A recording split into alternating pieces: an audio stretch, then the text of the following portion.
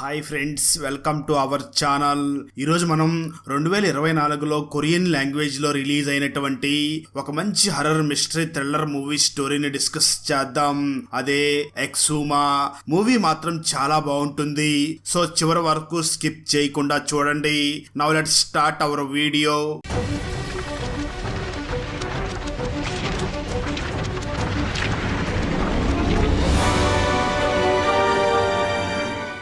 Open చేస్తే హరీం అనే lady ఇంకా ఆమె అసిస్టెంట్ అయినటువంటి బోయింగ్ గిల్ ఇద్దరు ఒక ప్లేన్ లో లాస్ ఏంజల్స్ కి వెళ్తూ ఉంటారు. హరీం మరియు బోయింగ్ గిల్ ని ఎయిర్పోర్ట్ దగ్గర చాలా రిచ్ పర్సన్ అయినటువంటి పార్క్ అకౌంటెంట్ పిక్ చేసుకుంటాడు. పార్క్ ఒక కొరియన్ అమెరికన్ బిజినెస్ మ్యాన్. వాళ్ళ వంశం కొన్ని శతాబ్దాల క్రితమే అమెరికాకి షిఫ్ట్ అయి ఉంటారు. ఆ తర్వాత హరీం మరియు గిల్ డైరెక్ట్ గా పార్క్ ఇంటికి వెళ్లకుండా హాస్పిటల్ కి వెళ్లి అక్కడ పార్క్ వైపుని కలుస్తారు. ఆ తర్వాత పార్క్ అకౌంటెంట్ పార్క్ వైఫ్ కి వాళ్ళు ఇక్కడికి ఎందుకు వచ్చారో అర్థమయ్యేలాగా చెప్తాడు.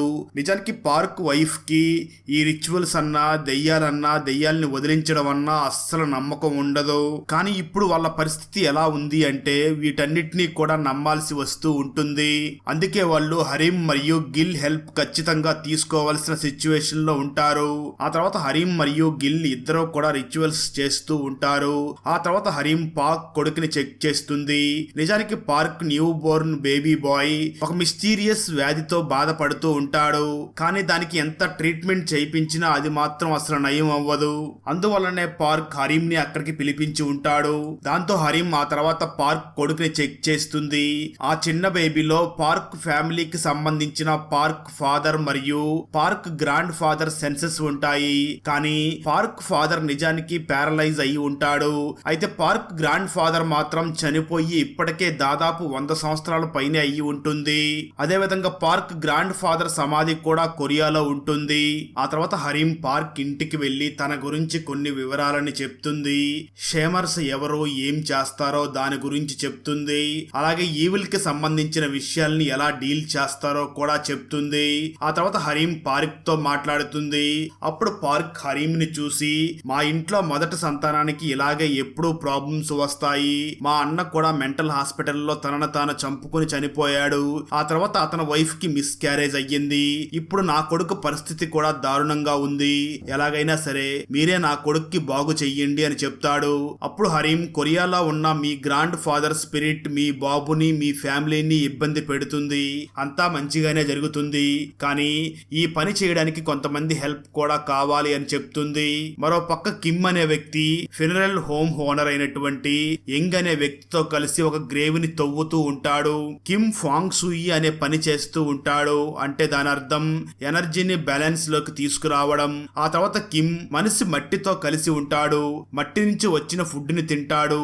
చనిపోయిన తర్వాత ఆ మట్టిలోకి తిరిగి వస్తాడు. ఆ తర్వాత మళ్ళీ ఆ మట్టి నుంచే మళ్ళీ జన్మనెత్తుతాడు. ఇది ఒక నెవర్ ఎండింగ్ సైకిల్ లాగా అని చెప్తాడు. గత 40 సంవత్సరాలుగా కిమ్ చనిపోయిన వ్యక్తులను పూడ్చి పెట్టడానికి కావాల్సిన భూమిని వెతికే పని చేస్తూ ఉంటాడు. ఏ ప్లేస్ లో అయితే ఆ చనిపోయిన వారికి శాంతి దొరుకుతుందో అటువంటి ప్లేస్ ని కిమ్ వెతుకుతూ ఉంటాడు. కానీ చాలా మంది ఆ పని ఒక ఫ్రాడ్ అని అంటూ ఉంటారు. కానీ కొంతమందికి ఇది ఒక రిలీజియస్ లాగా అన్నమాట. అంటే వాళ్ళందరూ ఇలాంటి విషయాల్ని నమ్ముతూ ఉంటారు. ఒక ఓల్డ్ లేడీ చనిపోయిన తర్వాత తనని భూమిలో పాతిపెట్టి ఉంటారు. ఆ ఓల్డ్ లేడీ తన ఫ్యామిలీ వాళ్ళను కలలో భయపెడుతూ ఉంటుంది. ఆ తర్వాత కిమ్ మరియు యంగ్ ఆ ఓల్డ్ లేడీ గ్రేవ్ ని చెక్ చేసినప్పుడు ఆ గ్రేవ్ లోని ఆ ఓల్డ్ లేడీ దంతాలు కనిపించవు. చనిపోయిన వారి బాడీ పార్ట్స్ లో నుంచి ఏదైనా తీసేసినా లేదా వాళ్ళకి చేయవలసిన కార్యక్రమాలని సరిగ్గా చేయకపోయినా ఆ స్పిరిట్స్ తమ ఫ్యామిలీ వాళ్ళని ఇబ్బంది పెడతాయి. లేదా చనిపోయిన వాళ్ళ ఫినరల్ రైట్స్ ని సరిగ్గా నిర్వహించకపోయినా, ట్రెడిషన్స్ ని సరిగ్గా ఫాలో అవ్వకపోయినా ఆ స్పిరిట్స్ కోప్పడతాయి. అంటే సింపుల్ గా చెప్పాలంటే మన ఇండియాలో పితృదేవతలు కోప్పడ్డారు అంటారు కదా, అలా అన్నమాట. నిజానికి ఆ ఓల్డ్ లేడీ మనవడు ఆమె దంతాలని తన గ్రాండ్ మదర్ గుర్తుగా తన దగ్గరే పెట్టుకుని ఉంటాడు. ఆ తర్వాత ఆ ఓల్డ్ లేడీ దంతాల్ని మళ్ళీ తన గ్రేవ్ లోనే పెట్టి పూడ్చి పెడతాడు. ఆ తర్వాత అంతా కూడా నార్మల్ అవుతుంది. దాంతో కిమ్ మరియు యంగ్ మళ్ళీ తిరిగి ఇంటికి వస్తారు. అదే సమయంలో వాళ్ళని కలవడానికి హరీం మరియు గిల్ ఇద్దరు కూడా లాస్ ఏంజల్స్ నుంచి తిరిగి వస్తారు. ఎందుకంటే హరీం కి కిమ్ అవసరం ఉంది. ఆ తర్వాత హరీం కిమ్ మరియు యంగ్ కి పార్క్ ఫ్యామిలీ గురించి చెప్తారు. పార్క్ ఫ్యామిలీ ఒక ధనవంతులైన మరియు విచిత్రమైన ఫ్యామిలీ. వాళ్ళకి అక్కడికి ఒక ఇష్యూ ఉంది, దాన్ని మనం సాల్వ్ చేయాలి. ఆ ఇష్యూస్ అన్ని కూడా ఈ కొరియా భూమితోనే ముడిపడి ఉన్నాయి అని చెప్తుంది. కిమ్ చేసే పని అదే కాబట్టి కిమ్ వెంటనే పార్క్ ఫ్యామిలీకి హెల్ప్ చేయడానికి ఒప్పుకుంటాడు. మరోపక్క లాస్ ఏంజల్స్ లో ఉంటున్న పార్క్ అమ్మ పార్క్ ని చూసి గ్రాండ్ ఫాదర్ సమాధిని తవ్వడం నాకు కరెక్ట్ అనిపించడం లేదు. అలా చేస్తే గ్రాండ్ ఫాదర్ కూతురు ఏమంటుంది, ఆమె ఇలాంటి విషయాల్ని అస్సలు నమ్మదు. ప్రే చేస్తే అంతా బాగుంటుంది, దానికి ఆ సమాధిని తవ్వడం ఎందుకు అని తను అంటుంది అని పార్క్ అమ్మ పార్క్ తో అంటుంది. ఆ మాటలు విన్న పార్క్ తన అమ్మను చూసి నా కొడుకుని ఎలాగైనా కాపాడాలి, అందుకే నేను ఈ డిసిషన్ తీసుకుంటున్నాను. నేను ఖచ్చితంగా గ్రాండ్ ఫాదర్ ఆ గ్రేవ్ ని తవ్వే తీరుతాను, ఎందుకంటే దాని వల్లే అసలు ఇష్యూ ఏమిటో మనకు తెలుస్తుంది అని అంటాడు. ఆ తర్వాత రోజునే పార్క్ వెంటనే లాస్ ఏంజల్స్ నుంచి కొరియాకి వచ్చి హోటల్లో స్టే చేసి ఉంటాడు. ఆ తర్వాత కిమ్ పార్క్ ని కలిసి తన గ్రాండ్ ఫాదర్ గ్రేవ్ గురించి ఇన్ఫర్మేషన్ చెప్పమని అడుగుతాడు. ఎందుకంటే ఇలాంటి ఇష్యూస్ ఏదైనా వచ్చినప్పుడు ఆ గ్రేవ్ లో ఉన్న బాడీ లేదా స్కెల్టన్ ని వేరే గ్రేవ్ కి షిఫ్ట్ చేస్తారు, దాన్ని ఎక్స్హుమేషన్ అంటారు. ఇదేమంత ఈజీ వర్క్ కాదు, దీనికి పేపర్ వర్క్ కూడా ఉంటుంది. కానీ పార్క్ తన గ్రాండ్ ఫాదర్ గ్రేవ్ గురించి అసలు ఏ ఇన్ఫర్మేషన్ చెప్పడానికి ఒప్పుకోడు. పైగా కిమ్ తో ఇదంతా ఎంత తొందరగా వీలైతే అంత తొందరగా చాలా రహస్యంగా జరగాలి అని చెప్తాడు. పార్క్ ఒక్కడే కొరియా వచ్చి ఉంటాడు, కానీ తన మిగతా ఫ్యామిలీ మెంబర్స్ అందరూ కూడా లాస్ ఏంజల్స్ లోనే ఉంటారు. ఆ తర్వాత పార్క్ కిమ్ ని మిగతా వాళ్ళని తన గ్రాండ్ ఫాదర్ గ్రేవ్ దగ్గరికి తీసుకుని వెళ్తాడు. అతని గ్రేవ్ ఒక మౌంటైన్ బోర్డర్ మీద ఉంటుంది. అక్కడ ఫాక్సెస్ కూడా తిరుగుతూ ఉంటాయి, కానీ గ్రేవ్ దగ్గర మాత్రం ఉండవు. ఒకవేళ అలా జరిగితే అది ఒక బ్యాడ్ ఇండికేషన్. ఆ తర్వాత కిమ్ అక్కడ ఉన్న నేమ్ ప్లేట్ ని చెక్ చేస్తాడు, కానీ ఆ రాయి మీద అసలు పార్క్ గ్రాండ్ ఫాదర్ పేరు కూడా ఉండదు. ఆ స్టోన్ మీద నార్మల్ నెంబర్స్ ఉంటాయి. ఆ గ్రేవ్ ను చూడగానే అది ఏ ఫ్యామిలీలోని మెంబర్స్ దో అస్సలు అర్థం కాదు. ఆ తర్వాత కిమ్ పార్క్ ని చూసి ఆ గ్రేవ్ గురించి ఇంకా ఇన్ఫర్మేషన్ చెప్పమని అడుగుతాడు. అప్పుడు పార్క్, మా గ్రాండ్ ఫాదర్ దేశం కోసం చాలా పనులు చేశారు, అందువల్ల అతన్ని సన్మానిస్తూ అతని జ్ఞాపకంగా తన సమాధిని ఇక్కడ తయారు చేశారు. మాకు ఈ ప్లేస్ ని గీసూనే అనే ఒక సన్యాసి సజెస్ట్ చేశాడు అని చెప్తాడు. అప్పుడు కిమ్ వెంటనే పార్క్ ని చూసి ఒకవేళ ఇది మీ రాయల్ గ్రేవ్ అయితే ఇంత సింపుల్ గా ఎందుకు ఉంది అని అడుగుతాడు. దానికి పార్క్, అప్పుడు గ్రేవ్ దొంగలు ఎక్కువగా ఉండేవారు, అందువల్ల వాళ్ళ నుంచి కాపాడుకోవడం కోసమే గ్రేవ్ ని ఇలా తయారు చేసి దాని మీద కనీసం పేరు కూడా లేకుండా చేశారు అని చెప్తాడు. కానీ ఈ విషయం చాలా విచిత్రంగా అనిపిస్తుంది కిమ్ కి. పార్క్ చెప్పిన విషయాలన్నీ కూడా అసలు డైజెస్ట్ అవ్వవు. ఆ తర్వాత కిమ్ కొద్దిగా ఆలోచించి అక్కడి నుంచి వెళ్లిపోతాడు.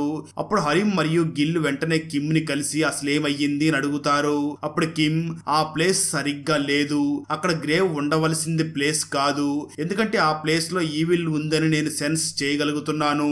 ఆ ఈవిల్ చాలా శక్తివంతమైనది, అందువల్ల నేను ఇక్కడ పని చెయ్యలేను, ఎందుకంటే ఆ ప్లేస్ లోని ఏ వస్తువును టచ్ చేసినా వాళ్ళ ప్రాణాలకి ప్రమాదం ఉంటుంది అని చెప్తాడు. ఆ తర్వాత అందరూ ఇంటికి వస్తారు. ఆ తర్వాత కిమ్ పార్క్ ని కలిసి మాట్లాడతాడు. అప్పుడు కిమ్ పార్క్ ని చూసి తన కూతురు గురించి, తన కూతుర్ని తాను ఎంతగా లవ్ చేస్తున్నాడో దాని గురించి, అలాగే తన కూతురికి పెళ్లి గురించి మాట్లాడతాడు. అప్పుడు పార్క్ చాలా ఎమోషనల్ అయ్యి నాకు ఒక కొడుకు ఉన్నాడు, తను తొందరలోనే చనిపోబోతున్నాడు అని చెప్తాడు. అదే సమయంలో హరిమ్, మీరు ఆ గ్రేవ్ ని తవ్వే సమయంలో నేను ఆ ప్రొటెక్షన్, ఆ ఈవిల్ ని దూరం చేయడం కోసం ఒక రిచువల్ ని చేస్తాను, దానివల్ల ఆ ఈవిల్ దూరం అయ్యి ఆ గ్రేవ్ ని కూడా ఈజీగా తవ్వవచ్చు అని చెప్తుంది. హరిమ్ చెప్పిన దానికి కిమ్ కూడా ఒప్పుకుంటాడు.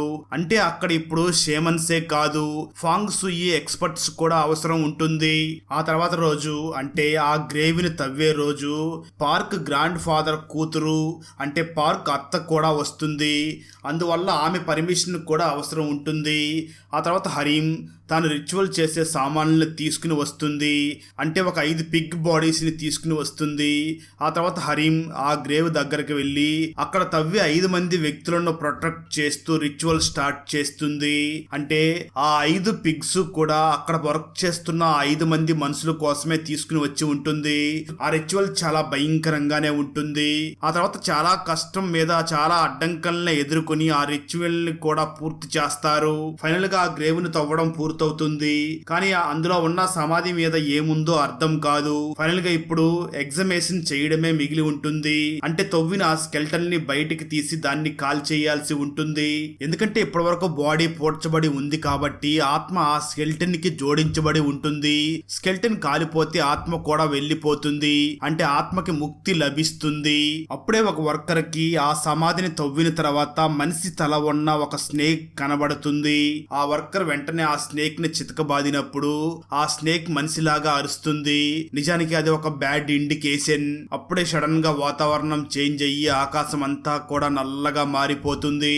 అప్పుడు కిమ్ వెంటనే పార్క్ ని చూసి మనం దీన్ని ఈ రోజు ఆపేయాలి అని అంటాడు. అంటే ఆ ఎగ్జామినేషన్ ని ఈ రోజు చేయకుండా స్టాప్ చెయ్యాలి అని చెప్తాడు. దానికి పార్క్ కూడా ఓకే అని అంటాడు. ఆ తర్వాత ఆ శవపేటికని వేరే వార్డుకి షిఫ్ట్ చేస్తారు. కానీ కిమ్ కి హానెస్ట్ గా పార్క్ ఫ్యామిలీ మీద చాలా డౌట్స్ ఉంటాయి. అందువల్ల కిమ్ ఆ గ్రేవ్ ఉన్న మౌంటైన్ పక్కనే ఉన్న ఊర్లో పార్క్ చెప్పిన గీసూనే సన్యాసి గురించి అడిగి తెలుసుకోవడం కోసం వెళ్తాడు. అప్పుడు కిమ్ కి అక్కడ ఉన్న ఒక పాత టెంపుల్లో వేరే సన్యాసి ఉన్నాడు అని తెలుసుకుని అక్కడికి వెళ్లి ఎంక్వైరీ చేస్తాడు. అప్పుడు కిమ్ కి అసలు గీసూని అనే పేరుతో అక్కడ ఏ సన్యాసి లేడు అని తెలుస్తుంది. అది మొత్తం తెలుసుకున్న కిమ్ ఈ పార్క్ చెప్పిన విషయంలో చాలా రహస్యాలే దాగినట్లు ఉన్నాయి. ఒకటి, ఆ సమాధిని చాలా ధనవంతుల సమాధి అయినప్పుడు ఇంత నిర్మానుష్యమైన ప్రదేశంలో ఎందుకు పూడ్చిపెట్టారు? అలాగే సమాధి మీద అసలు పేరు కూడా ఎందుకు రాయలేదు? 2, మనిషి తల ఉన్న స్నేక్ కనిపించడం. 3, ఈవిల్ సెన్స్ అవ్వడం. ఇలా అన్నీ కూడా చాలా భయంకరంగా ఉన్నాయి అని కిమ్ ఆలోచిస్తూ ఉంటాడు.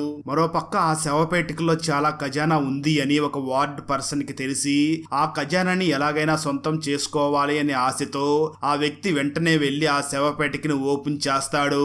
అప్పుడు గ్రాండ్ ఫాదర్ కోపంతో పగ తీర్చుకోవాలి అనుకున్న స్పిరిట్ బయటికి వస్తుంది. ఇదంతా హరీం చూస్తుంది. ఇది ఎంత భయంకరంగా ఉంటుందో హరీం కి ముందే తెలుసు. అప్పుడు హరీం ఆ స్పిరిట్ తిరిగి మళ్ళీ శవపేటికలోకి తీసుకురావడం కోసం రిచువల్స్ ని స్టార్ట్ చేస్తుంది. ముందుగా గ్రాండ్ ఫాదర్ స్పిరిట్ పార్క్ ఇంటికి వెళ్తుంది. ఆ స్పిరిట్ చాలా కాలంగా ఆకలితో దాహంతో ఉంటుంది. అలాగే గ్రాండ్ ఫాదర్ అంత్యక్రియలు కూడా సరిగ్గా చేసి ఉండరు. ఇంటికి రమ్మని వెల్కమింగ్ రైట్స్ కూడా ఉండవు. అందువల్ల గ్రాండ్ ఫాదర్ స్పిరిట్ తన కొడుకు మరియు కోడలని లాస్ ఏంజల్స్ లో చంపుతుంది. ఆ తర్వాత స్పిరిట్ పార్క్ ని హంట్ చేస్తుంది. కానీ ఆ స్పిరిట్ చాలా వీక్ గా ఉంటుంది. అందువల్ల డోర్స్ మరియు విండోస్ నుంచి పర్మిషన్ లేకుండా లోపలికి రాలేకపోతుంది. అందువల్ల ఆ స్పిరిట్ పార్క్ ని మెంటల్ గా హంట్ చేస్తుంది. ప్రస్తుతానికి పార్క్ సేఫ్ గానే ఉంటాడు. ఆ తర్వాత కిమ్ పార్క్ కి కాల్ చేసి మొత్తం విషయం అంతా అర్థమయ్యేలాగా చెప్తాడు. మీ గ్రాండ్ ఫాదర్ స్పిరిట్ తన సొంత రక్తాన్ని చంపడానికి వచ్చింది అని చెప్తాడు. ఎందుకంటే మీరు మీ గ్రాండ్ ఫాదర్ కి రెస్పెక్ట్ ఇవ్వలేదు. సంవత్సరం చేసే రిచువల్స్ ని కూడా సరిగ్గా చెయ్యలేదు. కనీసం తనకి ఫుడ్ ను కూడా ఆఫర్ చేయలేదు. కొరియాలో ఉండకుండా అమెరికాకి షిఫ్ట్ అయ్యారు.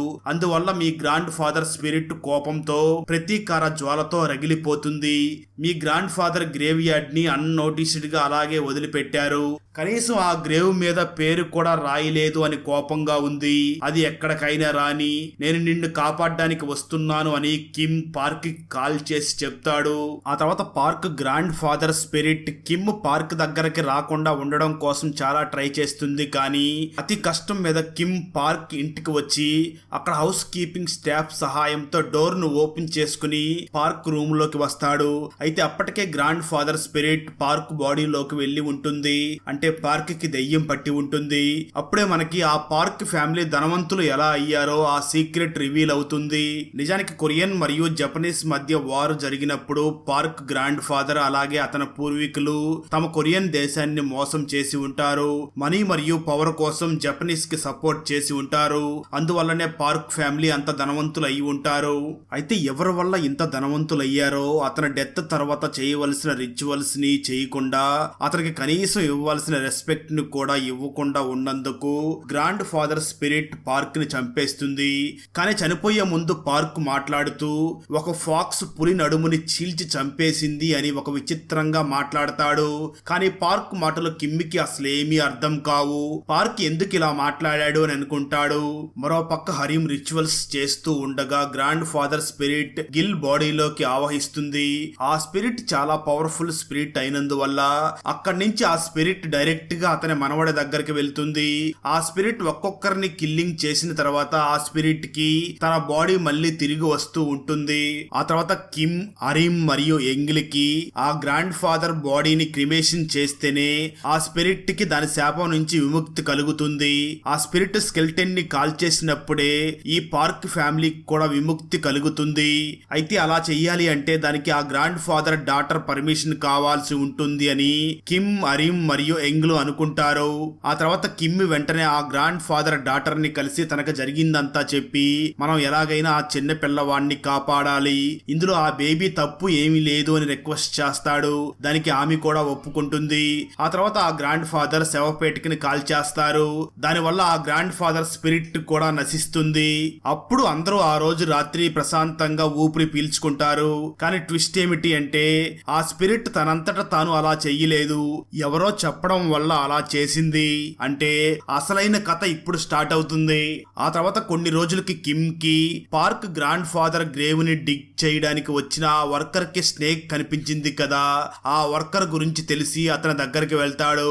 అప్పుడు ఆ వర్కర్ కిమ్ ని చూసి నన్ను స్నేక్స్ వెంటాడుతున్నాయి, నేను చచ్చిపోతున్నాను, నేను ఆ రోజు ఆ మనిషి తల ఉన్న స్నేక్ ని చితకబాదినప్పటి నుంచి ఇలానే జరుగుతుంది అని చెప్తాడు. అదంతా విన్న తర్వాత నిజం తెలుసుకోవడానికి కిమ్ మళ్ళీ ఆ గ్రాండ్ ఫాదర్ గ్రేవ్ దగ్గరికి వెళ్తాడు. అప్పుడే కిమ్ కి ఆ వర్కర్ కట్ చేసిన ఆ మనిషి తల గల స్నేక్ హెడ్ దొరుకుతుంది. ఆ తల ఫిమేల్ తలలాగా ఉంటుంది. వాటిని ఓనా అని అంటూ ఉంటారు. అవి ఈవిల్స్ అయి ఉంటాయి. నిజానికి అలా ఉన్న వాటిని గుడ్ అని అంటూ ఉంటారు, ఎందుకంటే అవి ప్రజలకి హెల్ప్ చేస్తాయి. ఫ్రెండ్స్, ఇంతకు ముందు నేను చెప్పాను కదా అసలు కథ ఇప్పుడు స్టార్ట్ అవుతుందని. అవును ఫ్రెండ్స్, మెయిన్ స్టోరీ ఇక్కడి నుంచే మొదలవుతుంది. ఇంతకు ముందు వరకు చిన్న చిన్న ఇబ్బందులు వచ్చాయి, కానీ అసలైన ఇబ్బంది ముందు రాబోతుంది.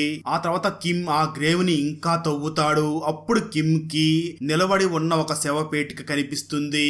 కిమ్ దాన్ని చూడగానే యంగ్, హరిమ్ మరియు గిల్లిని పిలుస్తాడు.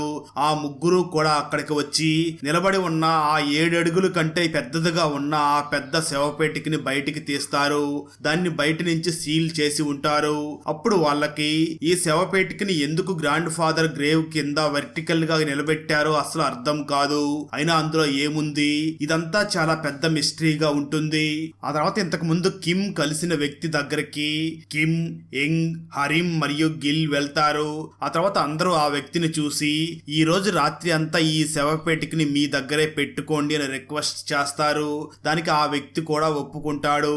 కానీ ఆ శవపేటికని అలాగే పెడితే మంచిది కాదు కాబట్టి హరిమ్ ఆ శవపేటిక చుట్టూ రైస్ మరియు బ్రెడ్ పోసి అక్కడ రిచువల్స్ చేసి 4 వైపులా ఒక ప్రొటెక్షన్ సర్కిల్ ని చేస్తుంది. ఎందుకంటే ఒకవేళ ఆ శవపేటిక లోపల ఏదైనా స్పిరిట్స్ ఉంటే అవి అంత ఈజీగా బయటికి రాకుండా ఉండడం కోసం అలా చేస్తుంది. ఆ తర్వాత హరిమ్ మరియు కిమ్లు ఆ పార్క్ అత్త, అదే ఆ గ్రాండ్ ఫాదర్ డాటర్ ని కలిసి అసలు విషయం ఏమిటి, అసలు మీ నాన్నని ఈ ప్లేస్ లో ఎందుకు పూడ్చిపెట్టారు అని అడుగుతారు. అప్పుడు ఆమె నాకేమీ తెలియదు అని చెప్తుంది.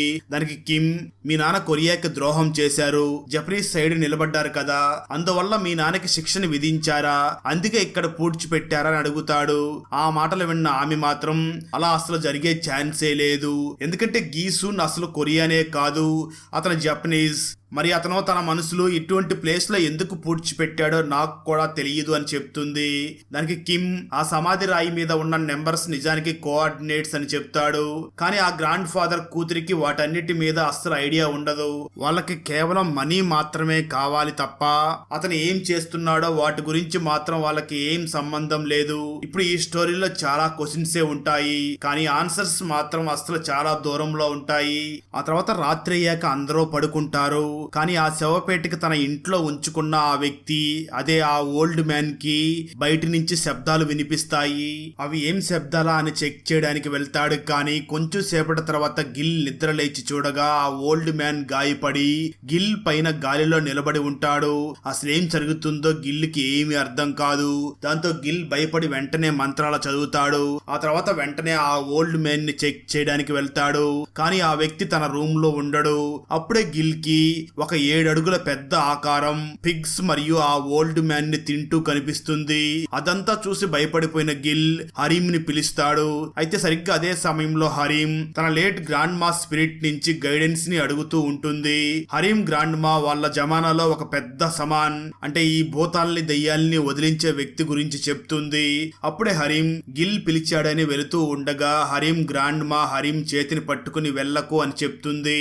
ఎందుకంటే ఇప్పుడు హరీం అసలైన ఇబ్బందిని డేంజర్ ని నిద్ర లేపింది అని వెళ్ళొద్దు అని చెప్తుంది. అయితే హరీం మాత్రం తన గ్రాండ్ మా మాటలు వినకుండా గిల్ తో పాటు ఆ శవపేటకు దగ్గరకు వెళ్లి చూడగా అది మధ్య భాగం నుంచి విరిగిపోయి ఉంటుంది. దాని నుంచి ఆ 7 అడుగుల ఆకారం బయటకు వచ్చింది. ఆ ఆకారానికి ఒక హెల్మెట్ కూడా ఉంటుంది. ఆ హెల్మెట్ ఆ కాలంలో సమురాయ్ జనరల్ హెల్మెట్ అయి ఉంటుంది.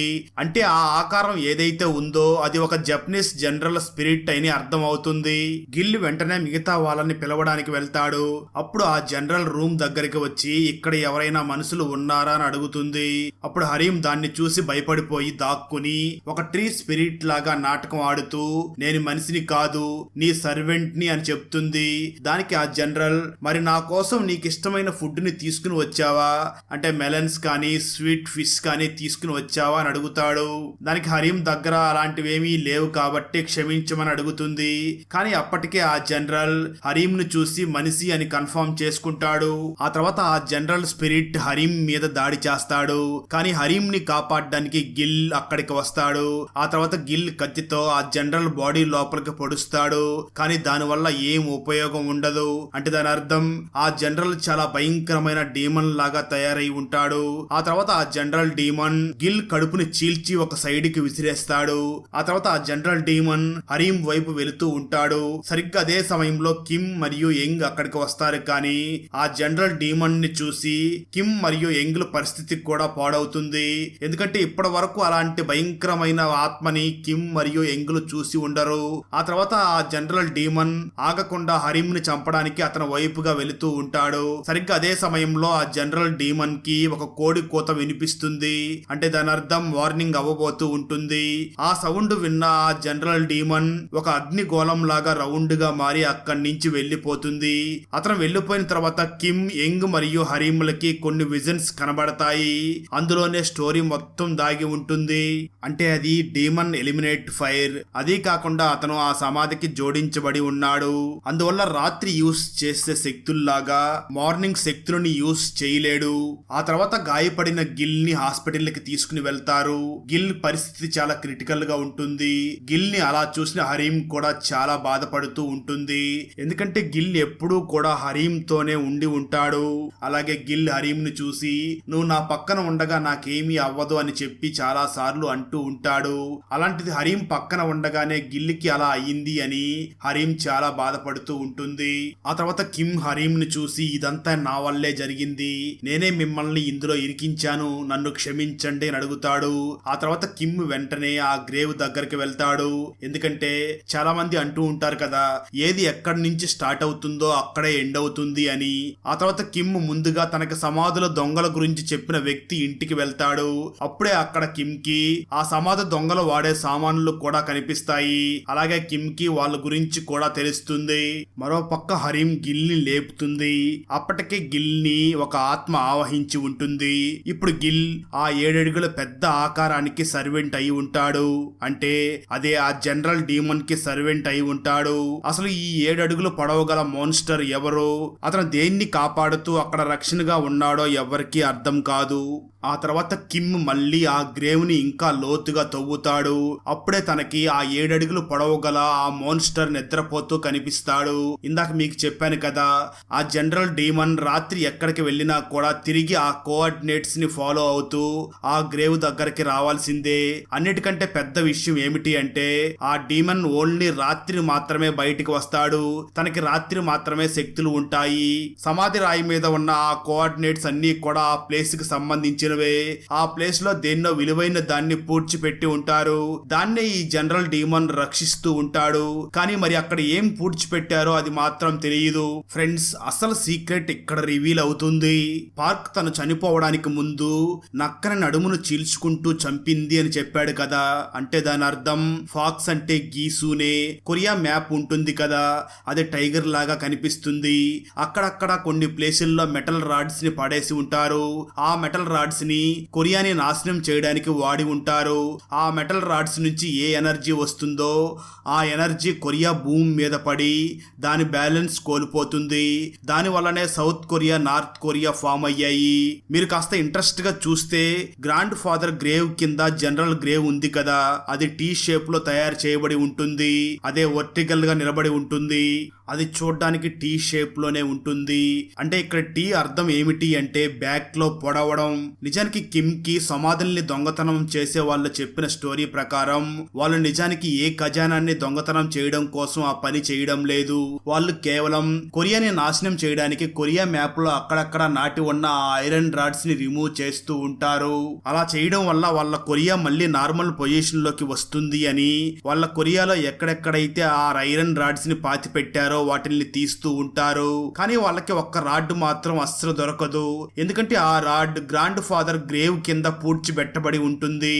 అక్కడ గీసూనే పార్క్ ఫ్యామిలీ రాయల్ ఫ్యామిలీ కాబట్టి అక్కడ గ్రేవ్ ని తయారు చేయించి ఉంటాడు. దానివల్ల వాళ్ళ ఫ్యామిలీకి సంబంధించిన గ్రేవ్ ని టచ్ చేసే ధైర్యం ఎవరికీ ఉండదు కాబట్టి ఆ రాడ్ ఆ ప్లేస్ లోనే సురక్షితంగా ఉంటుంది అని గీసూని ఆ ప్లాన్ వేసి ఉంటాడు. ఒకవేళ బై ఛాన్స్ ఆ రాడ్ ని వెతికి కనిపెడితే ఆల్రెడీ అక్కడ డీమన్ జనరల్ ఉన్నాడు కాబట్టి అతను ఆ రాడ్కి ఏమీ కానివ్వడు. ఈ నిజాలన్నీ కిమ్, గిల్ మరియు హరీంలకి తెలుస్తాయి. అప్పుడు హరీం తన సిస్టర్ ని గిల్ దగ్గర వదిలేసి వెళ్తుంది. ఎందుకంటే హరీం సిస్టర్ మంత్రాల చదివి ఆ జనరల్ డీమన్ ఆత్మ గిల్ శరీరంలోకి వెళ్లకుండా చేస్తుంది. ఎలా అంటే తను తన మంత్రాలని చదువుతూ ఆ గిల్ బాడీ మీద బుద్ధిజం కి సంబంధించిన టాటూలు, బుద్ధిజం మంత్రాలన్నీ రాస్తుంది. అలా ఆ డీమన్ ఆత్మ గిల్ శరీరంలోకి వెళ్ళలేకపోతుంది. దాంతో గిల్ బ్రతికిపోతాడు. అందువల్ల కిమ్, యంగ్, హరీంలు తమ బాడీ మీద గిల్ లాగానే సేమ్ అదే విధంగా బుద్ధిజం సింబల్స్ ని, టాటూస్ ని వేసుకుంటారు. ఆ తర్వాత హరీం ఒక ప్లాన్ వేస్తుంది. రాత్రి అవ్వగానే హరీం ఆ జనరల్ డీమన్ ని దారి మళ్లిస్తుంది. ఆ తర్వాత ఆ రాడ్ ని తీసేసి హార్స్ బ్లడ్ తో దాన్ని నాశనం చెయ్యండి అని కిమ్ మరియు యంగ్ కి చెప్పి వెళ్తుంది. కానీ షాకింగ్ గా ఆ గ్రేవ్ ని ఎంత డీప్ గా తవ్వినా గానీ ఆ రాడ్ వాళ్ళకి దొరకదు. ఆ తర్వాత హరీం మీద ఆ జనరల్ స్పిరిట్ దాడి చేస్తాడు. అప్పుడే హరీం గ్రాండ్ మా స్పిరిట్ వచ్చి హరీం ని కాపాడుతుంది.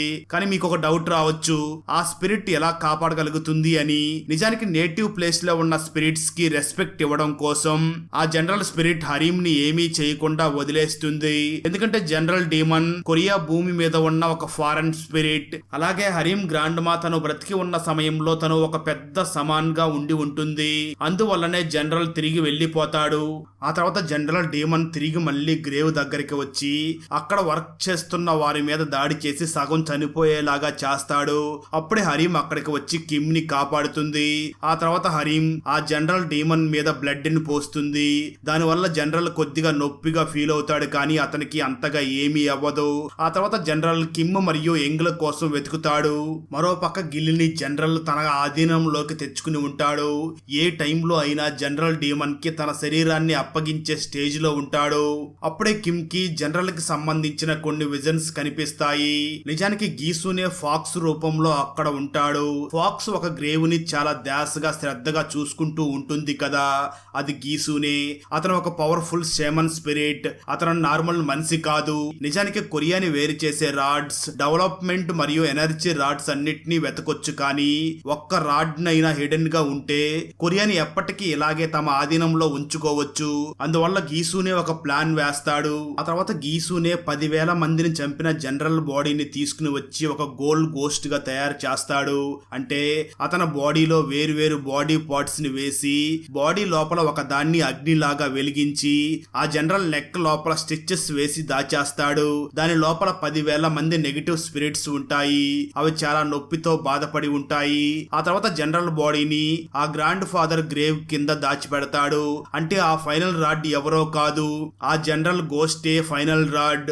అతని మీద గ్రాండ్ ఫాదర్ గ్రేవ్ ని పెట్టి పెట్టి ఉంటారు. అంటే ఎవరో కూడా వెతకకుండా ఉండడం కోసమే అలా చేసి ఉంటాడు. ఫైనల్ గా కిమ్ కి ఆ ఫైనల్ రాడ్ జనరల్ అని తెలిసిపోతుంది. అందువల్ల కిమ్ వెంటనే ఒక కట్టికి బ్లడ్ ని అంటించి జనరల్ ని పొడుస్తాడు.